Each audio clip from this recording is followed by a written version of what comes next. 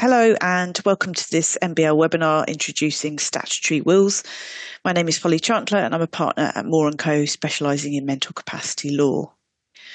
So today we will look at a refresher of testamentary capacity, the relevant statutory and case law framework in relation to statutory wills, when a statutory will is required, how to make a statutory will application, dealing with objections, and costs in relation to statutory will applications. When instructed to prepare a will for a client, the first consideration for a practitioner is whether the client has the necessary mental capacity to make a will. I'm not proposing to spend very long on considering testamentary capacity as we're looking at statutory will applications, but it is worth a brief refresher.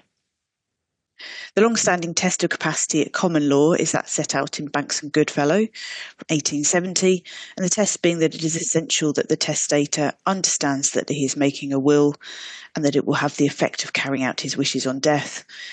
He must know the extent of his property and what it consists of.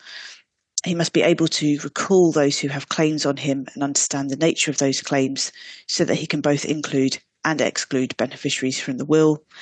And there should be no disorder or delusion which should influence or prevent the exercise of his natural faculties.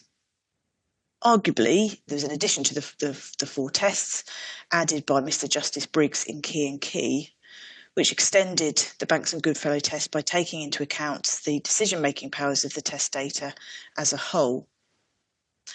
The February 2024 judgment in Leonard confirms that the fourth limb of Banks and Goodfellow includes any disorder of the mind which may poison the testator's affections, such as dementia.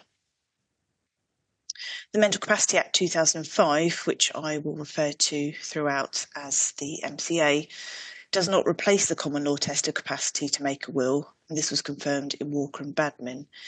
It is, however, relevant when making an application to the Court of Protection, as the court's jurisdiction is only triggered if the person lacks capacity for the purposes of the MCA.